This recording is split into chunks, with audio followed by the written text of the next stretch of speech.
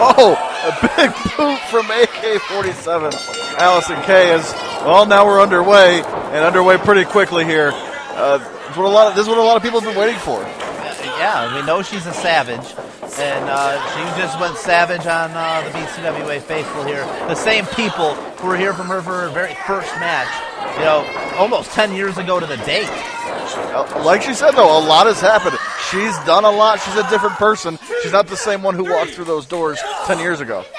Not at all. I mean, Solo Darling is no walk in the park. She's an extremely accomplished competitor herself, and they're no strangers to each other. They've been on the same circuit, competing on the same shows for the last, better part of 7, 8 years. They've been wrestling in Shine and Shimmer together, WSU. They've been all over the United States of America, competing in the same locker rooms. They haven't really been in the ring with each other very often. A couple tag team matches here and there, but Solo Darling looking for an opportunity here in BCWA, coming over, competing here against Allysin Kay, and there's a nice takedown. She's got the leg. What could she possibly be looking for that sharp stinger here? She's got the one leg hook. She could be looking for the other one. Oh, maybe trying to soften it up. Solo Darling, as you alluded to, turning that ankle. Yeah, really trying to wear that down to take away the power and the size advantage that Allysin Kay has over Solo Darling. Solo Darling, no stranger, as you said, an accomplished wrestler herself. You've seen her in places like Chikara, CCW. You've seen her all over the country. So and these two are no strangers. And as you see, she's got lethal kicks. Most people tell you can catch these hands. She'll tell you hashtag you can catch these legs. And that's what she's doing to Allysin Kay right now. Well, her stature is built. I mean, Allysin Kay is the taller of the two competitors. Solo Darling a little bit shorter, so taking out the legs of Allysin Kay and knocking her down on the mat. Everybody's the same size when they're down on that mat, Evan Craig. And locking up those legs, weakening them up for that sharp stinger maneuver of hers. So she'll look to put Allysin Kay away, and Allysin Kay, there, Solo Darling going right back in. But Allysin Kay, no stranger to submissions herself, but she has a background in the mixed martial arts. She's 1-0 in mixed martial arts contests, so she understands the game here. This could be what Solo Darling's looking for here. She's got the legs grapevine. If she can turn her over, this could be bad news for Allysin Kay. And there's some leg strength. Kay pulled her back on just too early. That's where the size advantage That's where the size advantage really helps if you're Allysin Kay. Lights have gone out. And they're back on. Light switches over there. Come on, young man, get it together. I know there's two women in the ring. Keep your eyes focused. I think the crowd is stunned here at the developments of Allysin Kay. It'll cover 1. 2, that's only a 2 count. Only a 2 count, able to. She's now in control. As you said, stunned because I think they thought she was a warm welcome and she was happy to be back. She says, nope, I'm here for a paycheck. Solo Darling going back once again with an ankle pick takedown. But even Allysin Kay is bigger. She's also quick. It's not like she's that slow. Like the quickness advantage is that incredible. Solo Darling definitely does have the quickness advantage, though. It's not serving her as well right now as she's not able to get from under the thumb of Allysin Kay. She just threw her out of the ring. There's Allysin Kay with the signature double pinky pose. And even though she hollered at these people, she still has some fans out there.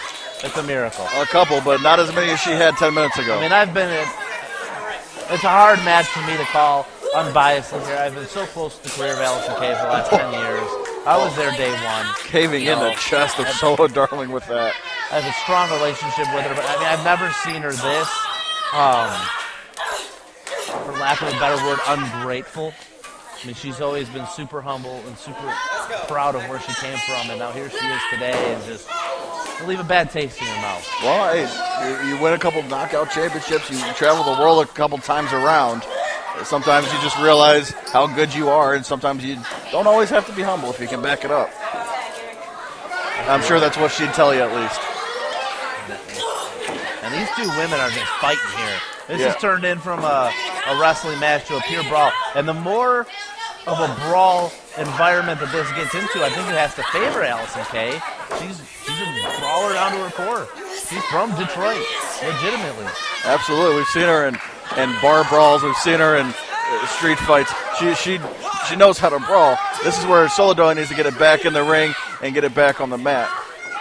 She recently won the Shine Wrestling Women's Championship and had a defense against Lufisto, the former champion, and they brawl all over that bar. down there in Tampa, Florida, where Allysin Kay was able to hold on to the victory there. And and those got to sell Solo Darling short. She's been a great competitor for Chikara, wrestling out there in Philadelphia and CZW, as you mentioned. And Solo Darling could win here over Allysin Kay and BC could put her right in line for a shot at that Shine Women's Wrestling Championship. Absolutely. The referee trying to get control of this match finally. Trying to get it back in the ring, trying to get back to... And just took his glasses and then put them back on. I don't know what the effectiveness of that is, but now, okay, at least we're back in the ring, back to a wrestling match. Referee's given some leeway, but as you said, trying to get control back for this match. Part of what has made Allysin Kay successful is, we talked about it earlier, when a competitor gets in their comfort zone, if you will, for lack of a better word.